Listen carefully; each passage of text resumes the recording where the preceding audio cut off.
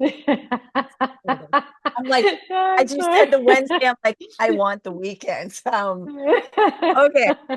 Farah That's the great thing when yeah, you're not live and you can record and yeah, edit and you can let these fumbles and messy perfect. and just, have some playfulness with it.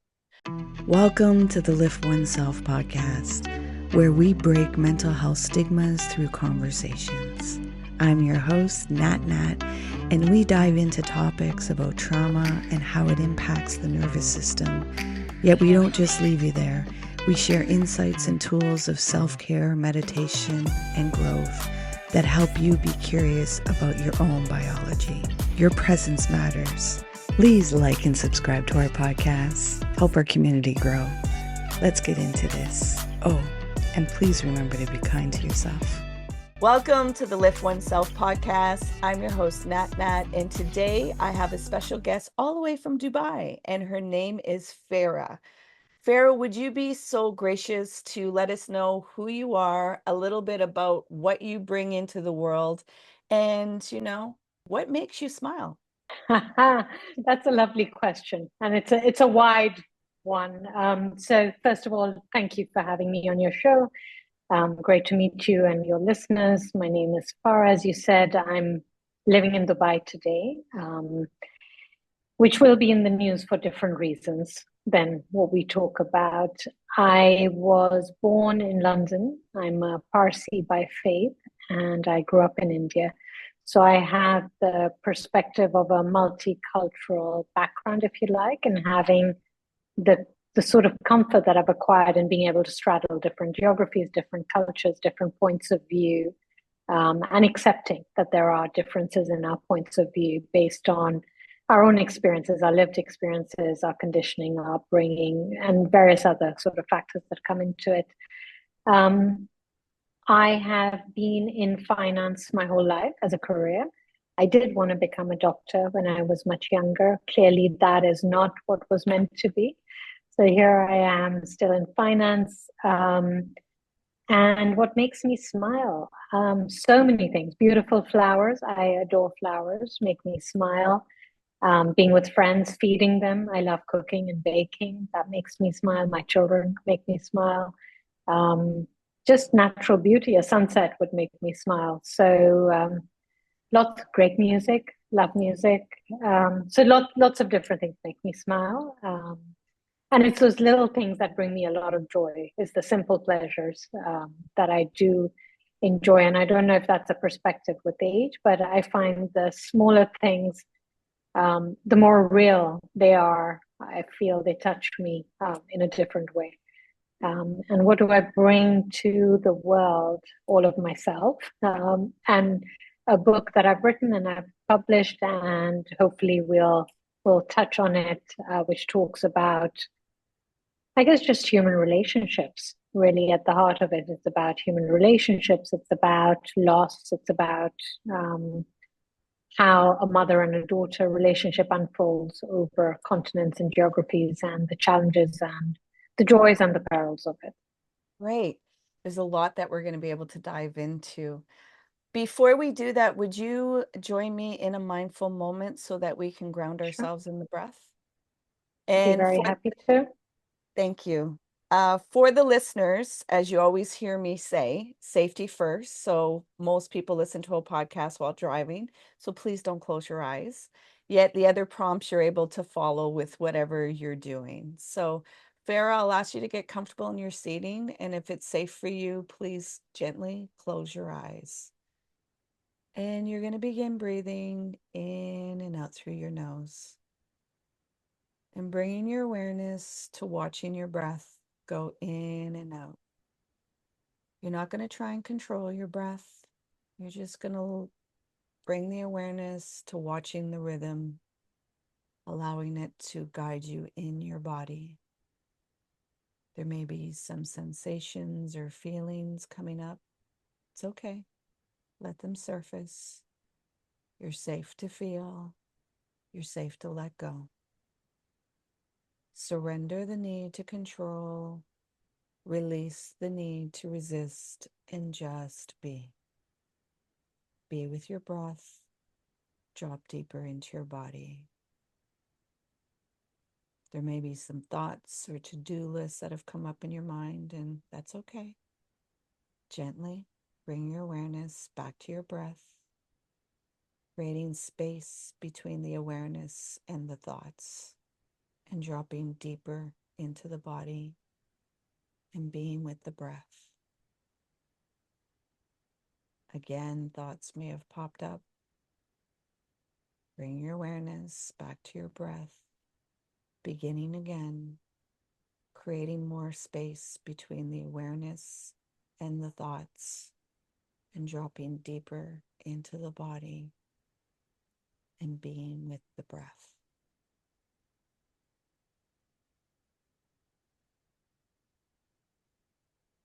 Now, at your own time and at your own pace, you're going to gently open your eyes while still staying with the breath. How's your heart doing? Heart's good. It's beating. So you mentioned, that you're in finances and that you did want to be a doctor when you were younger, yet you didn't listen to that tug. Now, where you are in this awareness, does that tug still pull at you of wanting to be in that medical field and helping others? I think it was more a question of circumstances. So I did try, but because I was born in India, the whole British passport, not paying taxes, there weren't the grants. So it was more of a financial sort of circumstantial situation that I think maybe restreamed me into finance. And if I'm still there, 20, 30 years later, maybe that was the path I was meant to go. I don't know if I would have been great as a doctor because I find myself becoming very squeamish around blood and gore. So I'm not quite sure that might have been for me. But helping others does, that does, whether tug or whether I do it in my day-to-day, try and look after others, or if a friend's in need, I'll make sure I'm there, or whether I bake my cakes and take it in for my colleagues, it's kind of like showing my love and my care in a way. So I think that's part of my nature, but I'm not quite sure the blood and gore, so probably worked out for the best. Yeah. Yeah, that's the thing about the body. If you are not curious about the biology and what it is, and can release the part of the mind that makes meaning on things and just see the factual part and the reality of it, it can be really challenging to go Yeah. through and, experience and everything else. I want to ask, because you're in Dubai right now, and we talked about it a little bit before we went live. How are you tending to your emotions with the world crises? And you're very close to what's going on in Israel and Iran right now. How are you tending to your emotions while holding space for others that may be directly and subjectively impacted by that? I think just as a general, if I'm going through something, so the energy is a little bit heavy, as we spoke about, I will perhaps tend to retreat and be in my own space and go for yoga classes or go to the gym or go to release the energy, if you like, physically without engaging in the discussions around it, because I don't feel I am best equipped perhaps to, discuss it with someone who's more directly impacted by it. And yet you're mindful of everyone's feelings around you. So I just try and keep my energy super grounded by doing things that allow me to be aligned in myself. And I find retreating and just engaging in sort of mind body work for myself works best for me. Yeah. I know many people may not realize what they're feeling inside is the sense of helplessness. And until you're able to really do your inner work and really engage with that, you see how helplessness sends you in a reactive mode of trying to control or fix. Yet, Mm-hmm. if you're able to be in that space of helplessness, then you can allow it to transcend and pass through you so that you can get a deeper wisdom. And it sounds like that's the process that you have been engaging in and being aware of. I think I used to go for counseling quite regularly when I was going through my divorce. And I remember she said something to me once that has stayed with me about if you have someone who's got hooks in you, it won't serve you to sort of thrash out or lash out or try and, run from it. You have to almost stay still to allow the hooks to come out of you. And I find that sort of wisdom that if I'm in a challenging situation or anything, be it work or personal, I will ground myself and center myself and stay still for a minute to make sense of what's going on, but also whatever's taking a grip of your emotions to allow to detach, so that it's not so it doesn't cut so deep, if you like.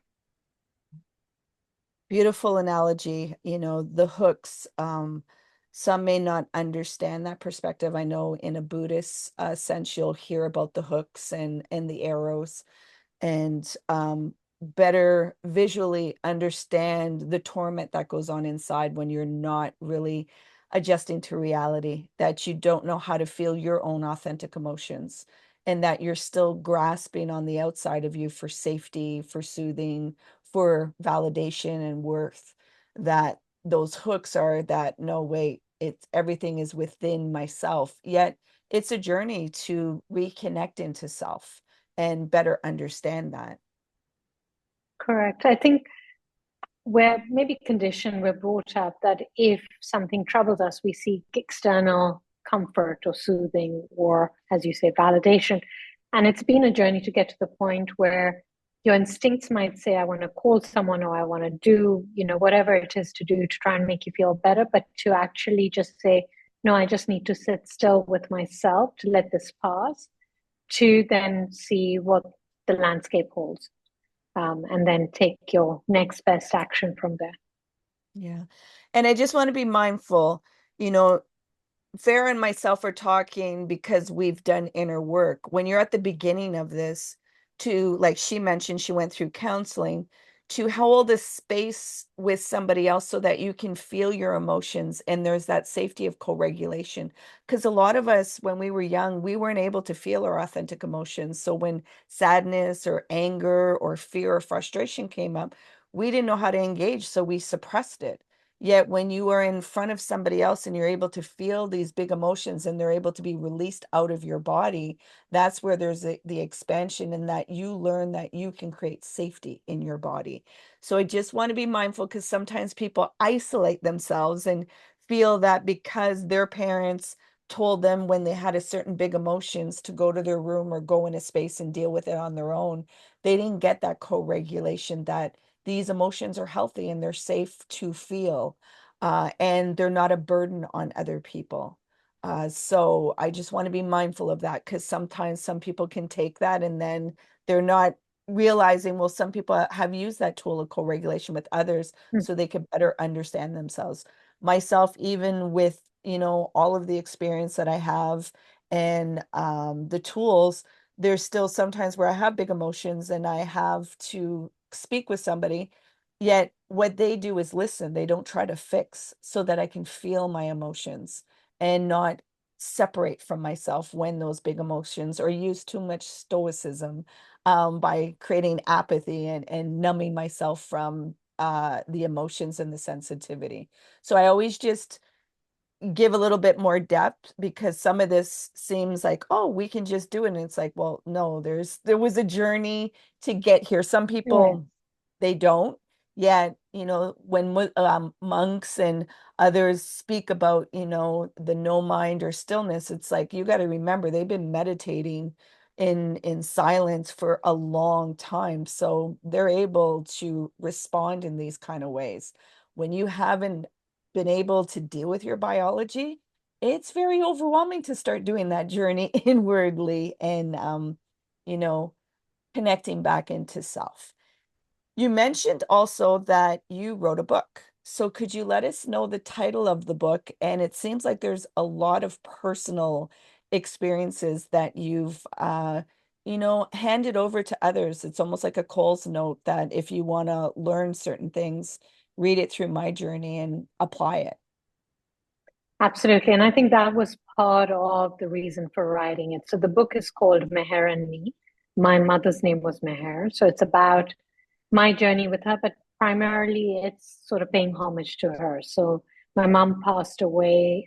She was the victim of a gun crime in the town we grew up in, or I grew up in, as did she, to be fair. And it's about her life. She was a very unconventional person, sort of born in a small town in northern India and lived her life on her terms. And unfortunately was a victim and very untimely. You know, she was very young, and she passed. And it's sort of, again, one of those senseless acts that in the moment, at the time, you can't figure out why it's being in the wrong place at the wrong time, but that doesn't quite encapsulate, what it was. And it takes a long time for you to get past her passing and the way she went, to not minimize her being to just the way she went, but then to bring it back to all of who she was, which I've tried to describe in the book. And then some of the tools I've used to deal with that grief or that journey. And it's been many years now, and now I can talk about it, without the emotional charge, because there's that much time and distance, but also that much healing that's gone into the process. Mm-hmm. I want to ask, did you feel anger in any of this journey? For sure. I mean, there's so much. I think it's back to what you were saying, when you feel helpless, when you can't explain, when you can't understand, you can't comprehend. So then the rage sort of rises at the senselessness of it, at your impotence at being able to influence any part of it, to not being able to, keep her alive, to the system, the justice system, the people who did it. There's a lot of anger that you have to process to get to the point of, I don't even know, I don't want to use big words like forgiveness, but you have to get to a point of where you are able to handle it and let it flow, and get to a point of acceptance that maybe this was the way it was meant to be, and it was this brutal or this violent or this sort of tragic for a reason, beyond one's own comprehension at the time. And I think, sometimes we use I understand our mind wants to make meaning of everything. Yet sometimes we use the word there was a reason, where it's like, well, does it have to have a reason? It's just the as is Yeah. of the circumstance. And we at times don't know how to accept reality for the as is of it. We want to make meaning to better integrate it in. Yet, senseless murders, like at the beginning of telling you, well, there was a reason, you wouldn't have heard any of this stuff. Like, my mother's gone and somebody murdered her. Like, what the freak are you talking about? And I think sometimes when we say there has to be a reason, that's not what faith is. Like, you can challenge about, this isn't what I wanted, and still have the openness of still continuing on in the journey. And I think it's just, I struggle with when we want to say that there's a reason for it, that it's like, well, the way that life is, there's some things that aren't going to make sense. Like, you can't make But sense of that. but I think the word reason, perhaps not in the logical sort of sense of it, but maybe more the master plan that we don't know, and part back to fate and destiny, which is also linked to faith, right? That this was meant to be for what it was, the reality that it was, for a higher purpose, maybe for myself or, anyone impacted by it or directly linked to it. Which again, we wouldn't know, we wouldn't understand or comprehend at the time. As you say, it makes nobody would have been able to say that and not get a reaction out of me at the time. But I think as time passes, you not appreciate, but you kind of accept that that's the way it was, and you sort of move past it without. I think what loss teaches you when it's up close and personal like that is about the appreciation of life, or the appreciation of what we have here today, and that it doesn't last very long.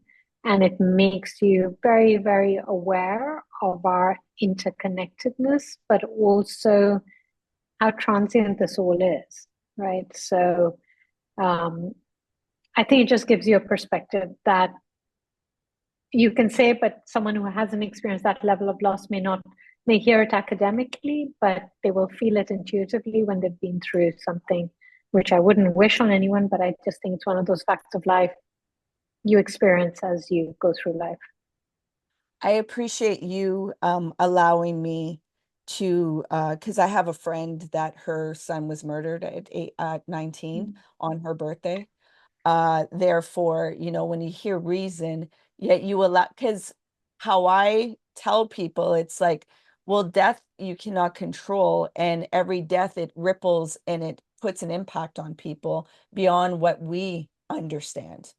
And so the reasoning, as you said, it's not an intellectual, it's a more deeper understanding of you are in your limited little story of how you want it to be. And you have to let go of that limited story to be in the bigger story of understanding that you're still safe. And if you are spiritual, you'll understand that energy doesn't die, it transforms. And the other side of love, you're able to feel that energy and that presence. It's just not in that small story of the body.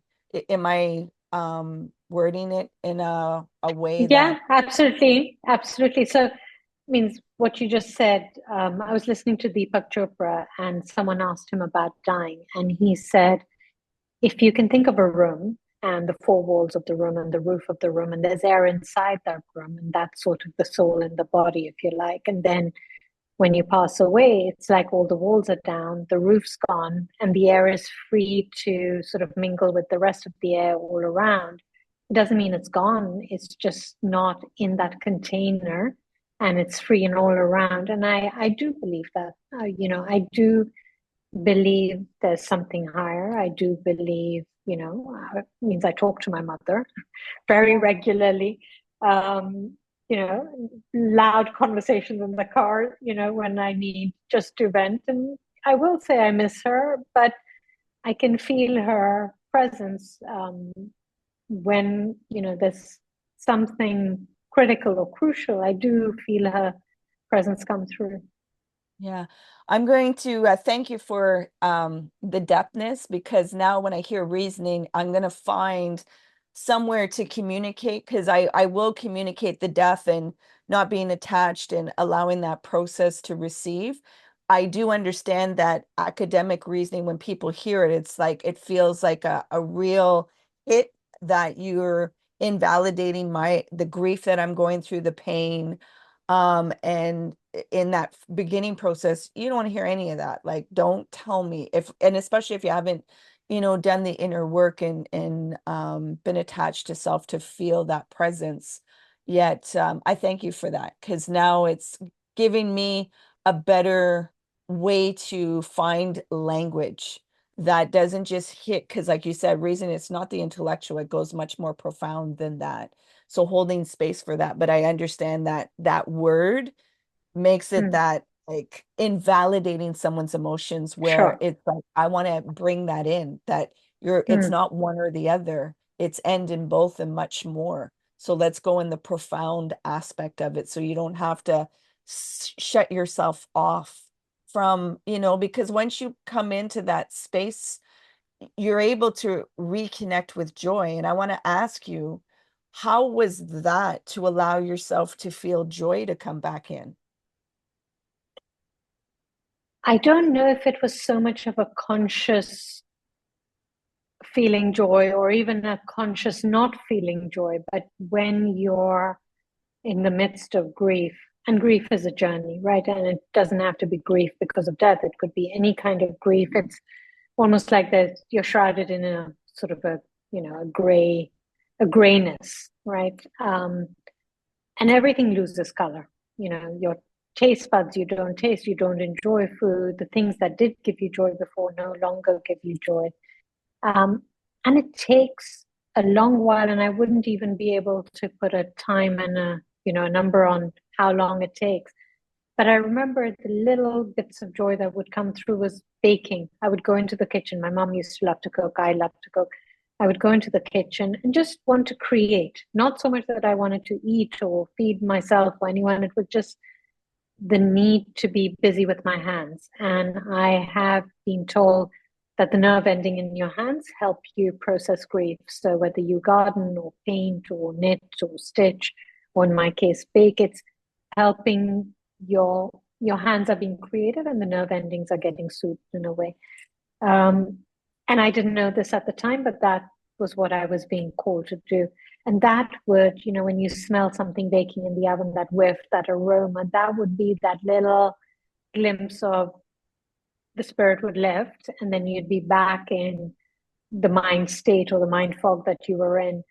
And I think it's just the days go on and you carry on, you do your as I would call it, BAU. I'd still get up, the kids still have to go to school, I would go to work, still put on your lipstick, you put on your suit. So you go through the motions, but it takes a long while to get back to that place of feeling and being connected to life. It's like you're going through the motions, but you're not, fully there.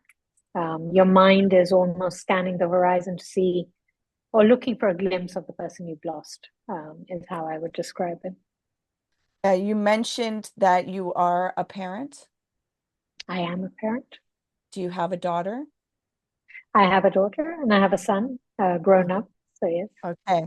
So for me, the highest spiritual practice you could have as a parent is learning about yourself. They mirror things to you that you may not want to see or feel. Yet if you're a warrior, you'll engage in looking into that mirror rather than smashing it or shutting it down. How was the relationship with your daughter and your son, and particularly your daughter? I don't know if she has reached the age that you were when your mother transitioned. No, she's not that old yet. She's Okay. early 20s. I was in my 30s. Okay. Um, and I don't even want to jinx my No, no. relationship with my kids, but by the grace of God, my relationship with my daughter is great, and my son. But my biggest learning came through my son, because I was going to say we're very different personalities, but in some ways we're also very, very similar. We're both very analytical. We're both very, the brain's ticking all the time, the sarcasm as a means of humor. And then sometimes, if I've had a long day, there's a complete sense of humor failure, at which point the sarcasm doesn't land well. My daughter and I are more, if you like, emotionally heart connected. We're both sensitive souls. Like, if you do astrology, I'm an earth sign, but I have a water moon, and my emotional state, which is the moon, which is hidden. People may not get that straight up, but that's the bit that I'm very connected to her. She's a water sign. My son is air with an earth rising, so that blends with me. But yeah, my biggest challenge came through my son, or my biggest learnings, if you like. And even today, I have to always remember he thinks differently, or he responds differently, or his timelines are very different. If you've done things like Myers-Briggs, I'm very judgment. Like, I like getting things done really upfront and don't miss deadlines, whereas he will work to the wire. He'll get it done, but it's just a different style. And I have to make peace with it, that it'll get done, but I just have to sit on my hands in the meantime. So yeah, it's interesting. And you learn from them every day. I learn from them every day. But yeah, no, we're good. Yeah, yeah. And the reason why I asked is not in that the relationship would be strayed. It's that the relationship with yourself, that they bring up, like you said, like having to see that my son does things totally opposite of mine, and my analytical or judgment or nervous system wants to pounce and be like, just do it this way. I can't deal Yeah. with the pain and the, oh my gosh, you might make a mistake. And the overwhelm that happens in a body for a parent that some don't even know how to acknowledge. Yet you are being aware that, wait, this is a human being with its own thoughts and processes and learning how to navigate in life. And I'm not to project my fear and my wants and wills to make myself feel soothed in the safety. So, and that's warrior work to do, because sometimes we're great at it and sometimes we fumble and we drop.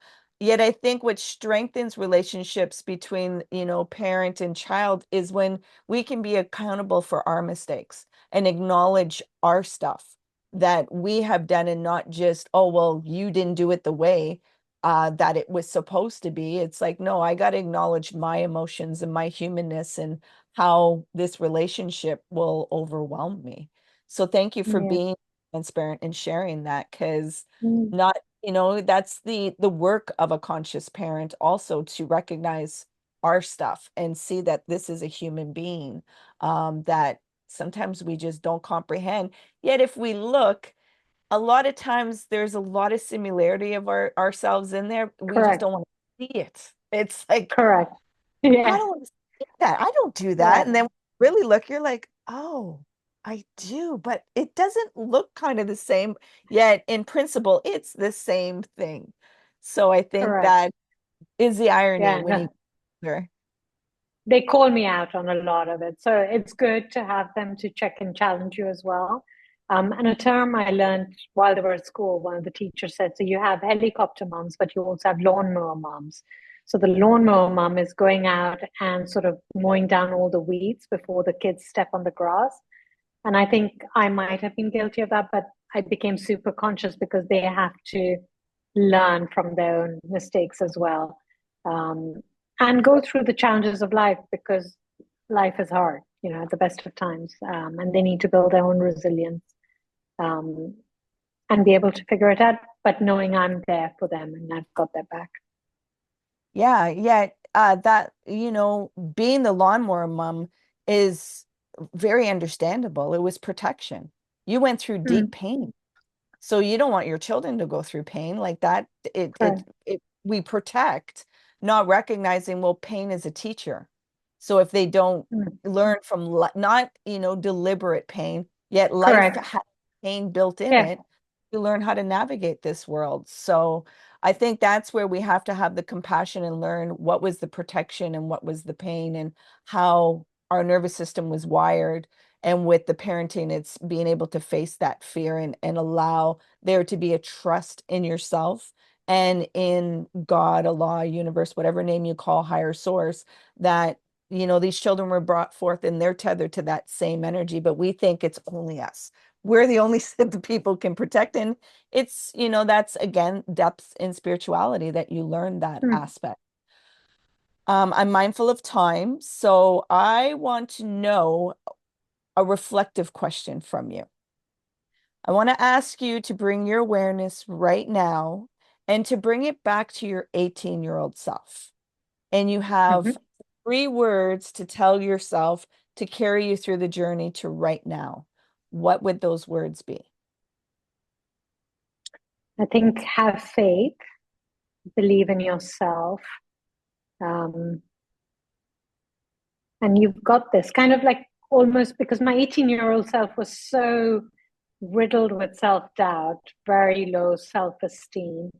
I left India, went back to London, was didn't belong here, didn't belong there, wanted to be a doctor, ended up in finance. So there was so much self-doubt, and just inbuilt criticism, sort of a reel in my head. So it would definitely be about having faith in myself and believing in myself, and that it would work out, and just have the faith.